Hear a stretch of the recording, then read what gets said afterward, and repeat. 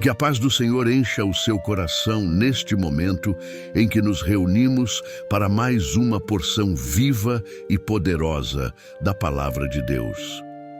Avançamos agora para o capítulo 5 do livro do profeta Oséias, um texto marcado pela dor de um Deus que continua falando com seu povo, mesmo diante de sua teimosia, idolatria e dureza de coração.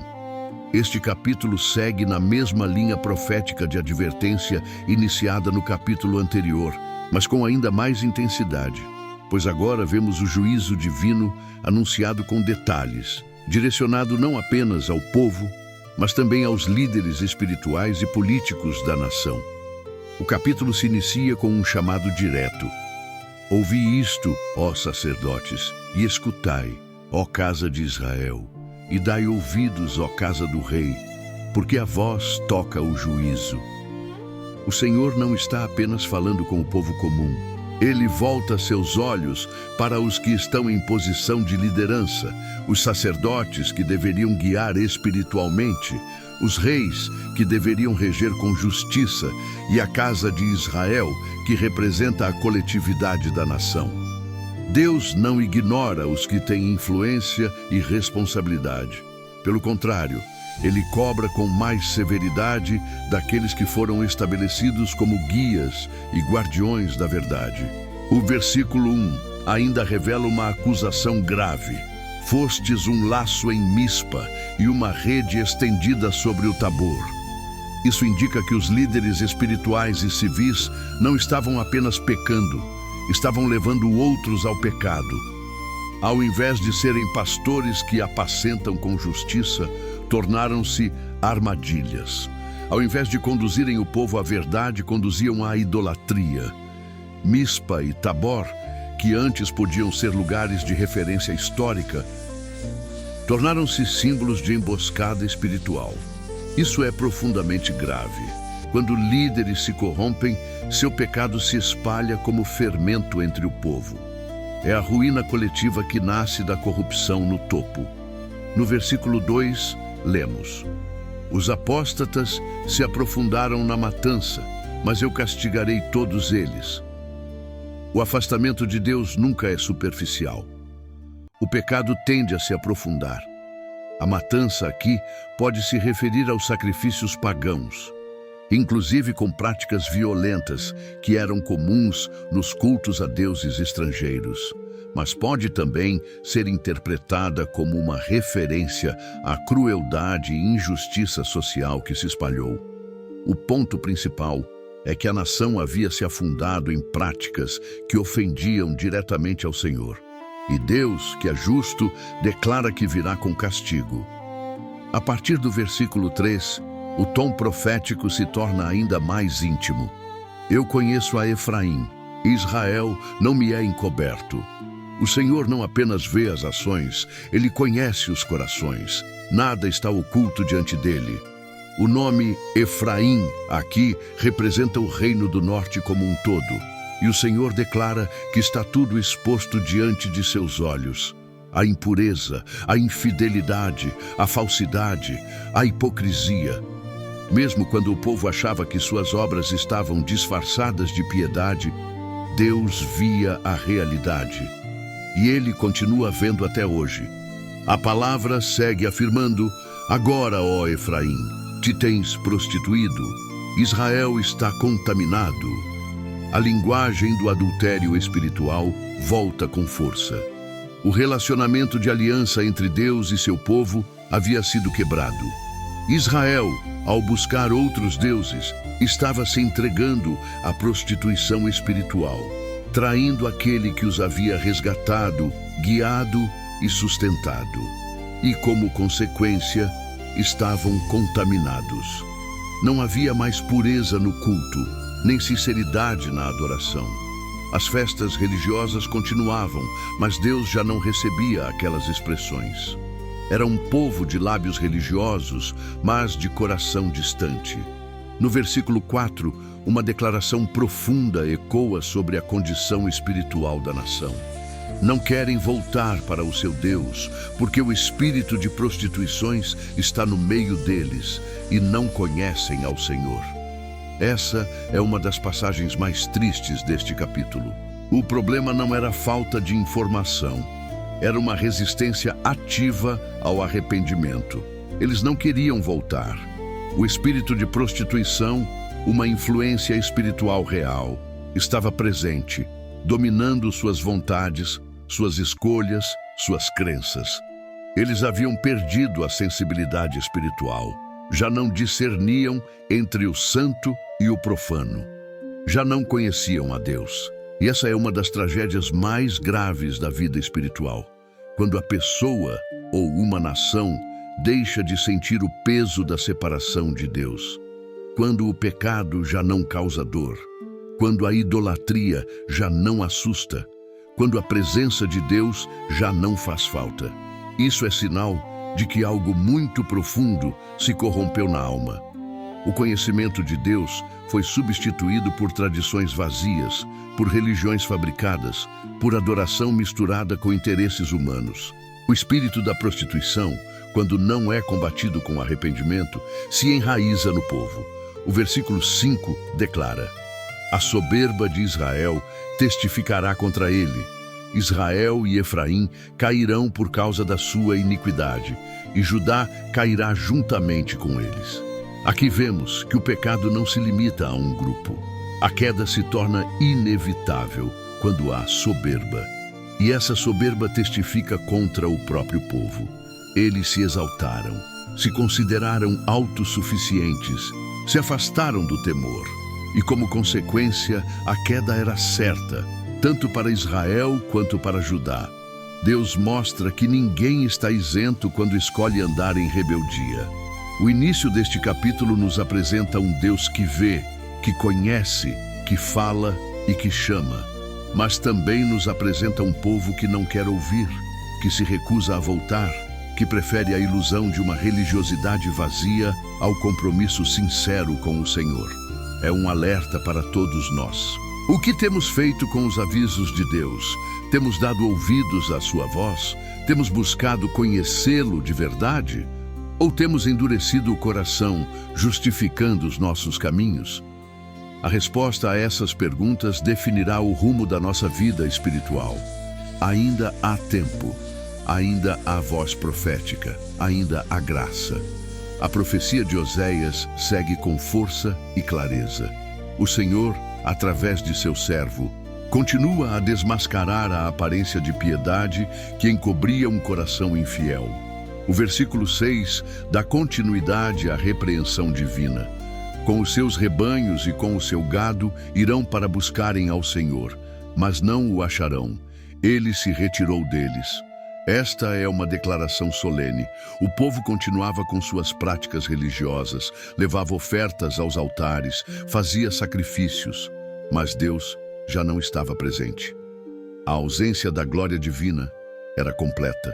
Esse versículo nos mostra algo profundamente preocupante. É possível buscar a Deus de forma externa e não encontrá-lo internamente. É possível levar ofertas, participar de cerimônias, frequentar lugares de culto, mas não ter comunhão com o Senhor. O povo de Israel não havia deixado de ser religioso, eles haviam deixado de ser sinceros, e por isso o Senhor havia se retirado. Não por falta de sacrifícios, mas por falta de arrependimento. Não por ausência de rituais, mas por ausência de verdade no coração. A presença de Deus não habita em rituais vazios, mas em corações quebrantados. Quando a adoração se torna formalidade, quando os gestos de fé se transformam em rotinas mecânicas, quando o culto perde o temor e a sinceridade, o Senhor se afasta. Ele não é impressionado por aparências. Ele busca adoradores que o adorem em espírito e em verdade. E quando não há verdade, mesmo as ofertas mais caras não atraem sua presença. O versículo 7 declara: aleivosamente se houveram contra o Senhor, porque geraram filhos estranhos. Agora a lua nova os consumirá com as suas porções. Essa é uma linguagem carregada de juízo e indignação. O termo aleivosamente indica traição, infidelidade consciente. O povo não apenas pecava, mas fazia isso com duplicidade. Mantinham uma aparência de fidelidade enquanto traíam a aliança. Geraram filhos estranhos, ou seja, o fruto de sua impiedade era uma geração corrompida, sem identidade com a aliança do Senhor. E a referência à lua nova, tempo normalmente associado a festas religiosas, agora é vista como tempo de destruição. Aquilo que deveria ser celebração se torna juízo. A religião sem aliança gera filhos sem identidade. Uma geração que cresce ouvindo sobre Deus, mas sem ver Deus sendo honrado no dia a dia, acaba se tornando estranha ao Senhor. E isso é algo que vemos acontecer também em nossos dias. Quantos filhos estão crescendo nas igrejas, mas sem experimentar a realidade da fé dos pais? Quantos veem palavras piedosas no púlpito e comportamentos incoerentes fora dele? Quando a fé é desfigurada pela hipocrisia, a próxima geração se distancia. E isso é um alerta para os pais, para os líderes, para a igreja. O nosso testemunho importa. A próxima geração será o reflexo da nossa integridade hoje. No versículo 8 lemos: tocai a buzina em Gibeá e a trombeta em Ramá. Gritai em Bet-Aven, após ti, ó Benjamim. Esta é uma convocação à guerra, uma advertência de que o juízo está se aproximando. As cidades citadas estavam localizadas entre os reinos de Judá e Israel e simbolizavam regiões que seriam alcançadas pelo castigo divino. A trombeta era usada para convocar o povo à batalha ou para alertar sobre perigo. Aqui, ela anuncia que o tempo da correção chegou. O som da trombeta ecoa como última chamada ao arrependimento. O versículo 9 segue com palavras severas. Efraim será assolado no dia do castigo. Entre as tribos de Israel, tenho feito saber o que certamente acontecerá. Deus havia alertado seu povo com antecedência. Ele não agia sem antes revelar sua vontade. Os profetas foram enviados, a palavra foi anunciada, os sinais foram visíveis, mas Israel desprezou tudo isso, e agora o castigo se tornaria realidade. A justiça de Deus não falha. Ele é longânimo, mas também é justo. Quando o povo rejeita repetidamente sua graça, o juízo se torna necessário. Isso nos mostra que Deus não castiga por impulso, nem com prazer. Seu juízo é consequência da rejeição constante de sua misericórdia. Ele sempre fala antes de agir, sempre dá tempo para o arrependimento, sempre estende a mão. Mas quando o povo insiste no erro, ele levanta a vara. E isso é fruto do seu amor, não da ira descontrolada. O castigo divino é pedagógico. Ele visa restaurar, corrigir, reconduzir. É duro sim, mas é justo e cheio de propósito. O versículo 10 apresenta uma nova condenação, desta vez contra os príncipes de Judá. Os príncipes de Judá foram como os que removem os marcos. Derramarei, pois, o meu furor sobre eles como água. Remover marcos era um pecado grave na lei de Deus. Representava desonestidade, invasão de terras, desrespeito à ordem divina. Ao fazerem isso, os príncipes estavam subvertendo a justiça, promovendo corrupção, ignorando os limites estabelecidos pelo Senhor. E por isso, o furor de Deus viria como um rio avassalador, cobrindo tudo com sua justiça.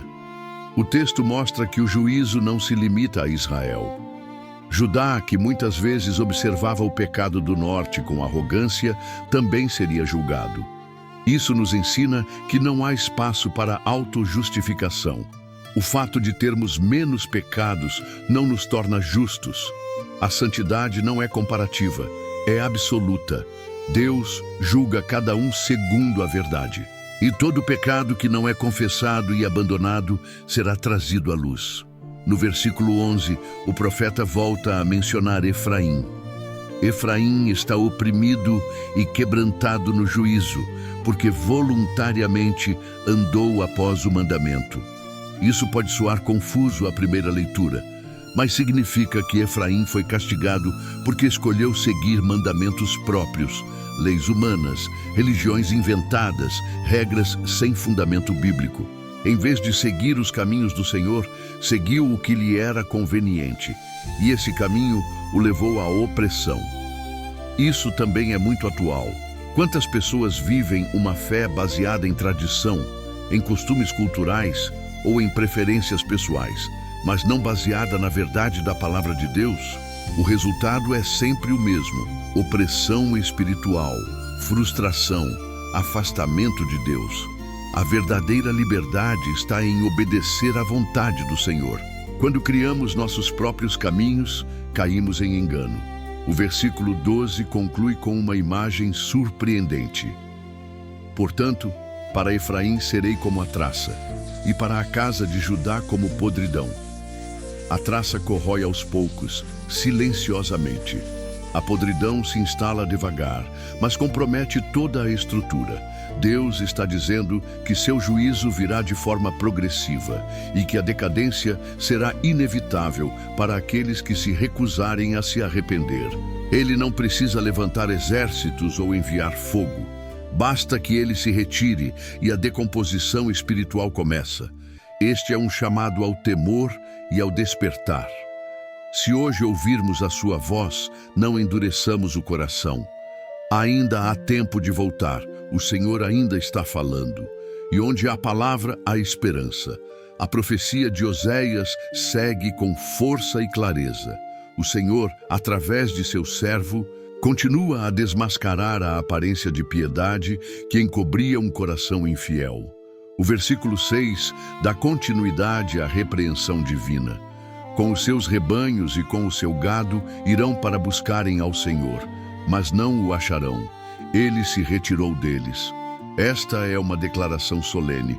O povo continuava com suas práticas religiosas, levava ofertas aos altares, fazia sacrifícios, mas Deus já não estava presente.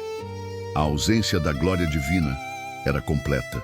Esse versículo nos mostra algo profundamente preocupante. É possível buscar a Deus de forma externa e não encontrá-lo internamente. É possível levar ofertas, participar de cerimônias, frequentar lugares de culto, mas não ter comunhão com o Senhor. O povo de Israel não havia deixado de ser religioso, eles haviam deixado de ser sinceros, e por isso o Senhor havia se retirado. Não por falta de sacrifícios, mas por falta de arrependimento. Não por ausência de rituais, mas por ausência de verdade no coração. A presença de Deus não habita em rituais vazios, mas em corações quebrantados. Quando a adoração se torna formalidade, quando os gestos de fé se transformam em rotinas mecânicas, quando o culto perde o temor e a sinceridade, o Senhor se afasta. Ele não é impressionado por aparências. Ele busca adoradores que o adorem em espírito e em verdade. E quando não há verdade, mesmo as ofertas mais caras não atraem sua presença. O versículo 7 declara: aleivosamente se houveram contra o Senhor, porque geraram filhos estranhos. Agora a lua nova os consumirá com as suas porções. Essa é uma linguagem carregada de juízo e indignação. O termo aleivosamente indica traição, infidelidade consciente. O povo não apenas pecava, mas fazia isso com duplicidade. Mantinham uma aparência de fidelidade enquanto traíam a aliança. Geraram filhos estranhos, ou seja, o fruto de sua impiedade era uma geração corrompida, sem identidade com a aliança do Senhor. E a referência à lua nova, tempo normalmente associado a festas religiosas, agora é vista como tempo de destruição. Aquilo que deveria ser celebração se torna juízo. A religião sem aliança gera filhos sem identidade.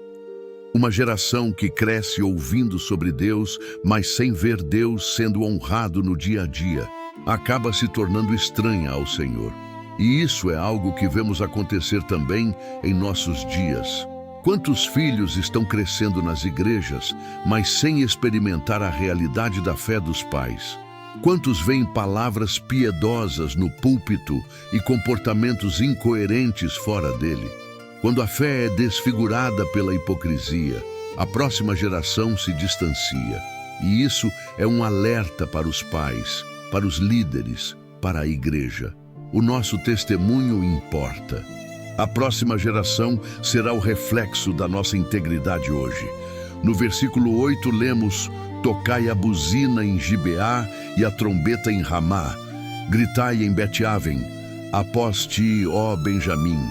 Esta é uma convocação à guerra, uma advertência de que o juízo está se aproximando. As cidades citadas estavam localizadas entre os reinos de Judá e Israel e simbolizavam regiões que seriam alcançadas pelo castigo divino. A trombeta era usada para convocar o povo à batalha ou para alertar sobre perigo. Aqui, ela anuncia que o tempo da correção chegou. O som da trombeta ecoa como última chamada ao arrependimento. O versículo 9 segue com palavras severas. Efraim será assolado no dia do castigo. Entre as tribos de Israel, tenho feito saber o que certamente acontecerá.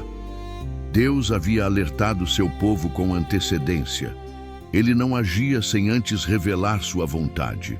Os profetas foram enviados, a palavra foi anunciada, os sinais foram visíveis, mas Israel desprezou tudo isso, e agora o castigo se tornaria realidade. A justiça de Deus não falha. Ele é longânimo, mas também é justo. Quando o povo rejeita repetidamente sua graça, o juízo se torna necessário.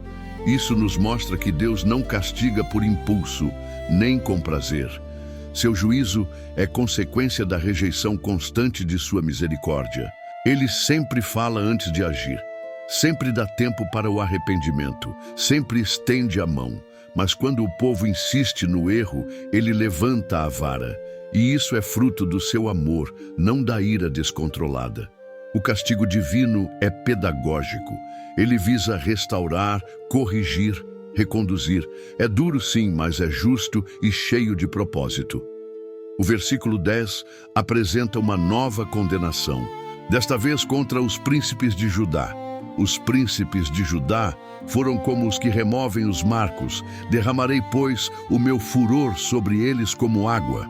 Remover marcos era um pecado grave na lei de Deus. Representava desonestidade, invasão de terras, desrespeito à ordem divina. Ao fazerem isso, os príncipes estavam subvertendo a justiça, promovendo corrupção, ignorando os limites estabelecidos pelo Senhor. E por isso, o furor de Deus viria como um rio avassalador, cobrindo tudo com sua justiça. O texto mostra que o juízo não se limita a Israel. Judá, que muitas vezes observava o pecado do norte com arrogância, também seria julgado.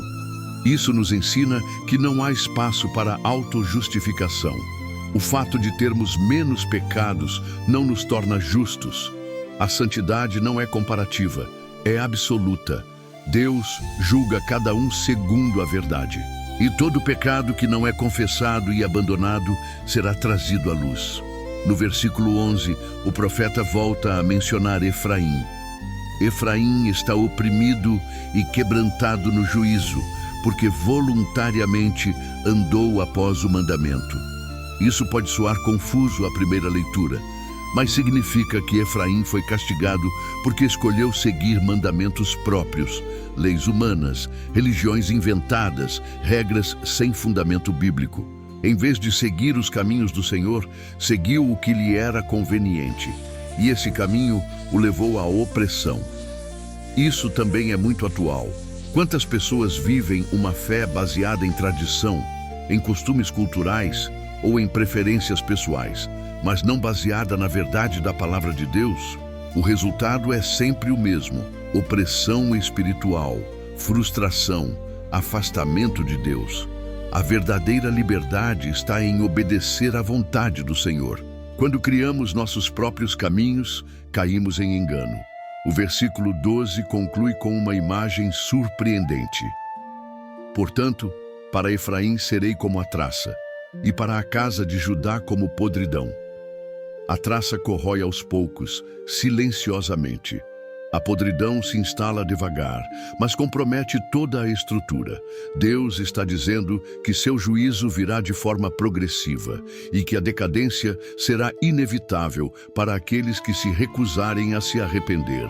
Ele não precisa levantar exércitos ou enviar fogo, basta que ele se retire e a decomposição espiritual começa. Este é um chamado ao temor e ao despertar. Se hoje ouvirmos a sua voz, não endureçamos o coração. Ainda há tempo de voltar. O Senhor ainda está falando, e onde há a palavra, há esperança.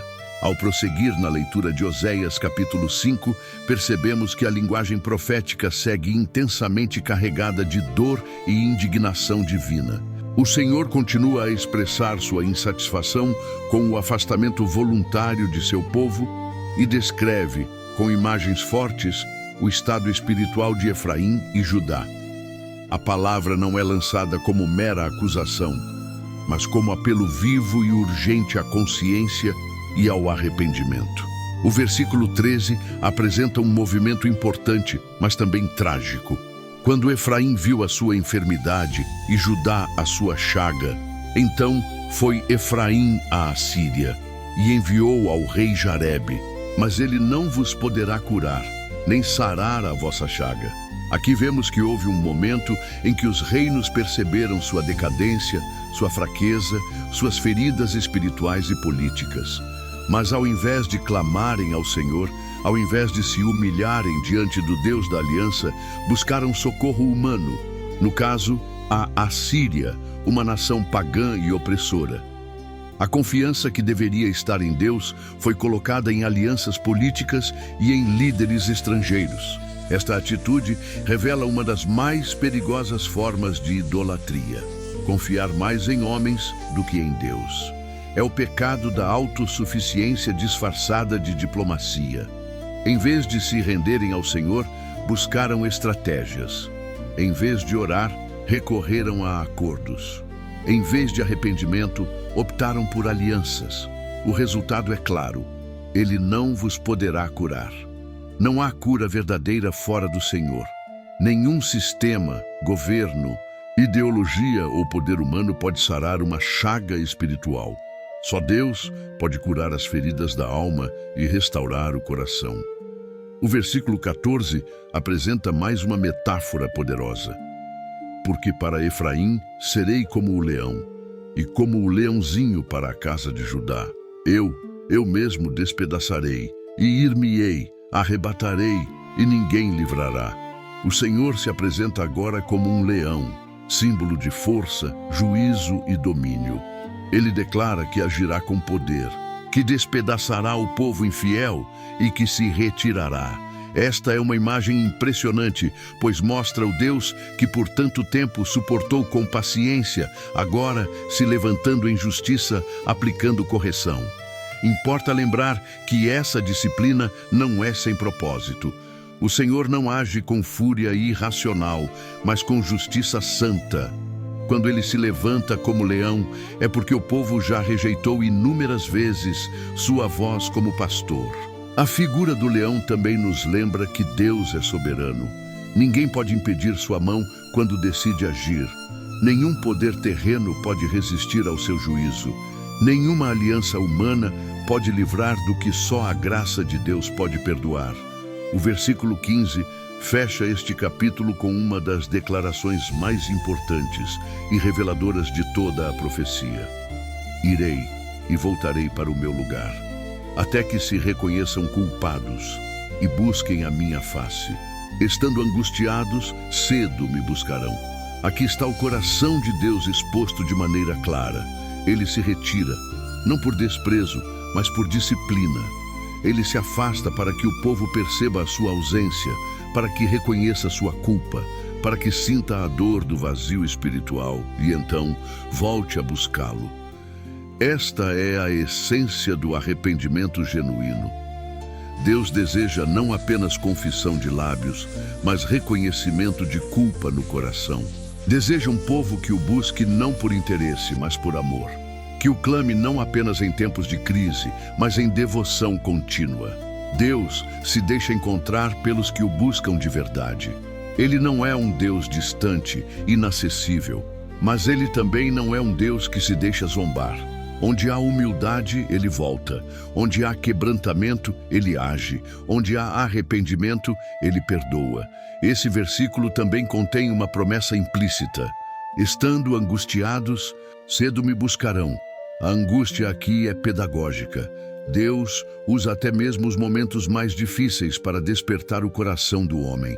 Quando tudo parece desmoronar, quando a dor bate à porta, quando os recursos humanos se mostram inúteis, é aí que muitos voltam os olhos para o céu. A dor, muitas vezes, é o grito silencioso da alma que perdeu o rumo.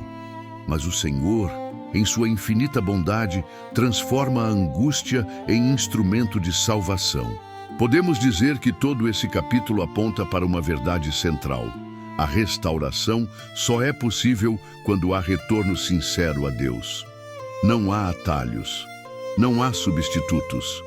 A cura das feridas de Efraim e Judá não viria por acordos políticos, nem por rituais vazios, nem por força humana. Viria quando reconhecessem sua culpa, quando se humilhassem, quando voltassem ao Senhor com todo o coração. Essa mensagem se aplica a nós com total atualidade.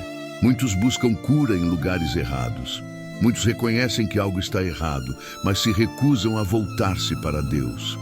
Tentam remediar com distrações, com conquistas, com conselhos, com psicologia sem espiritualidade, com soluções passageiras.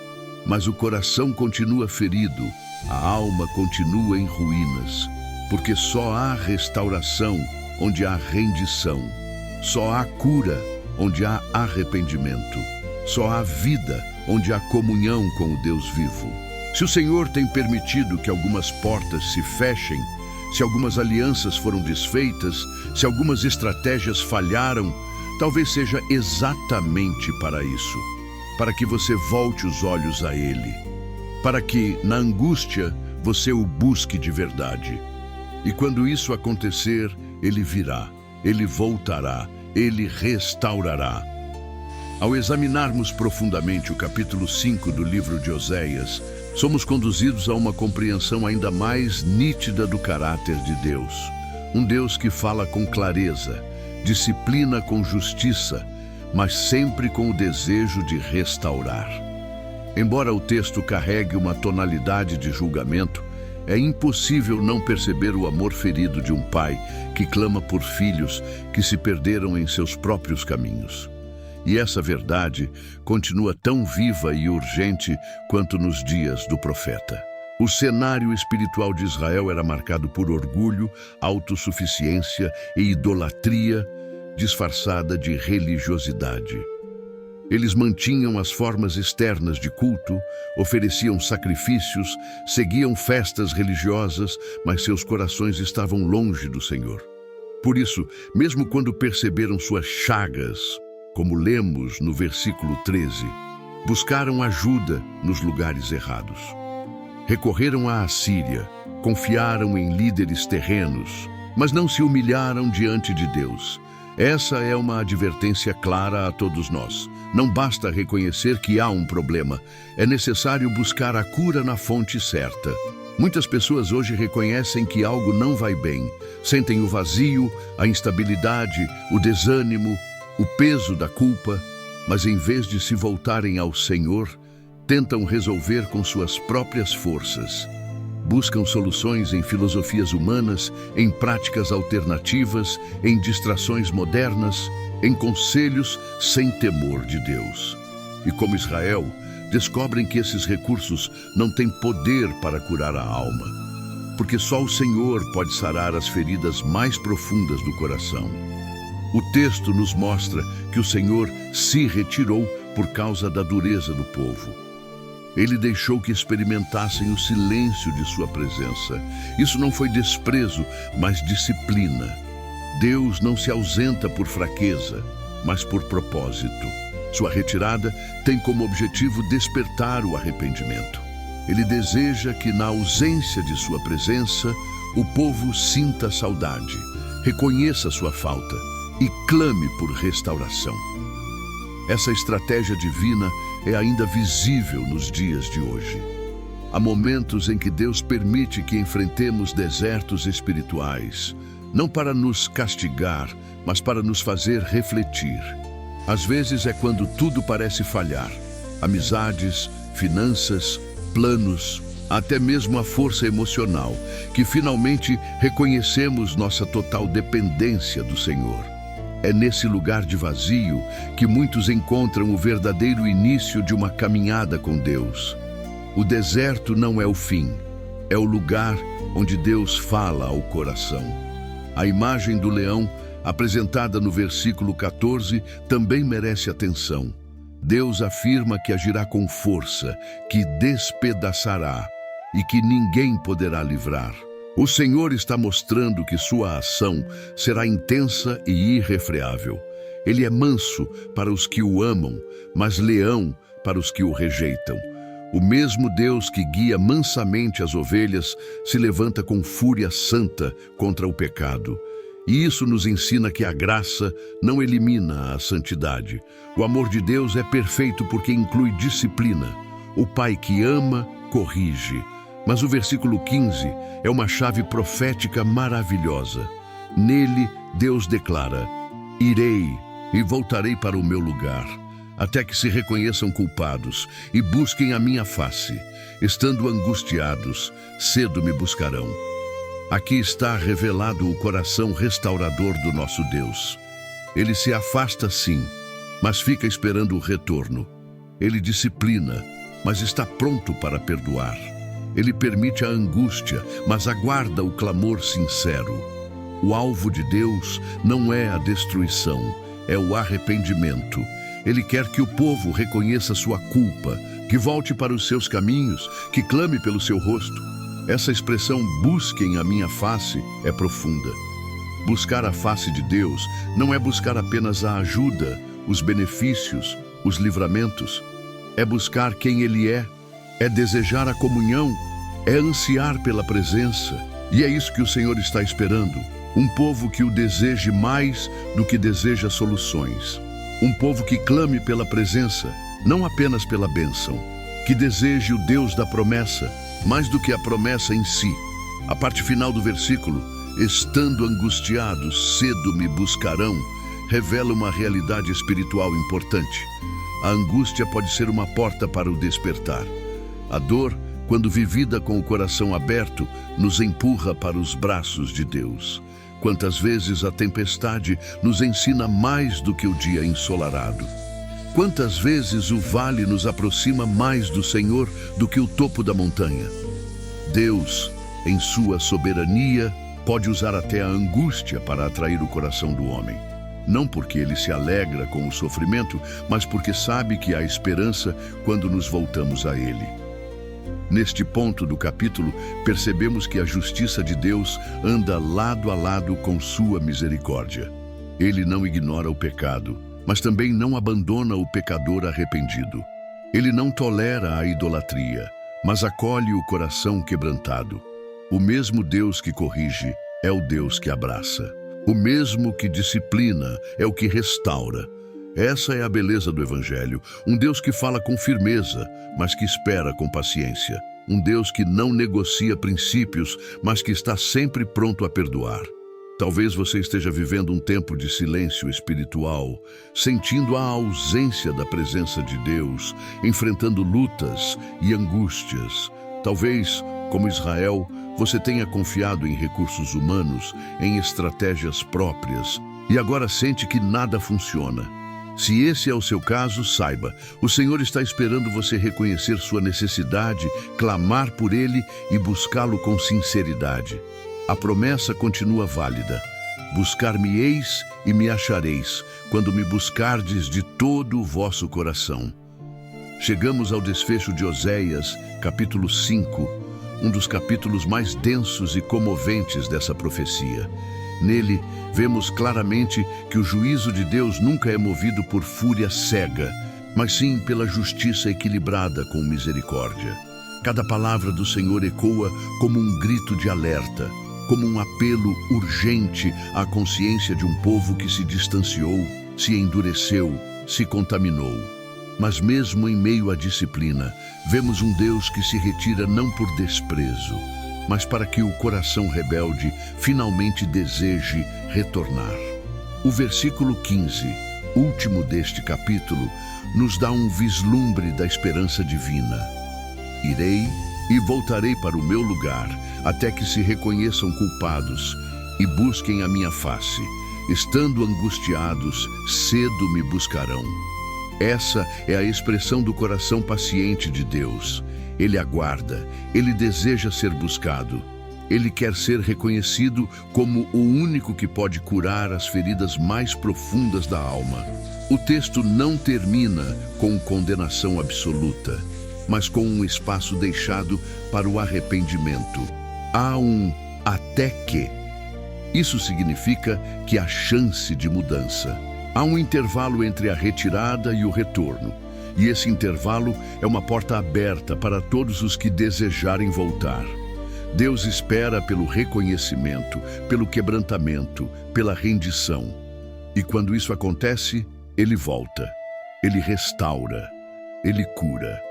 Quantas vezes passamos por processos semelhantes? Quantos de nós já tentamos caminhos próprios, alianças humanas, soluções terrenas? Quantos já tentaram calar a consciência com argumentos vazios, com rituais sem presença, com palavras sem arrependimento? E então Deus silencia. Ele não briga por espaço no nosso coração, mas Ele também não nos abandona. Ele espera.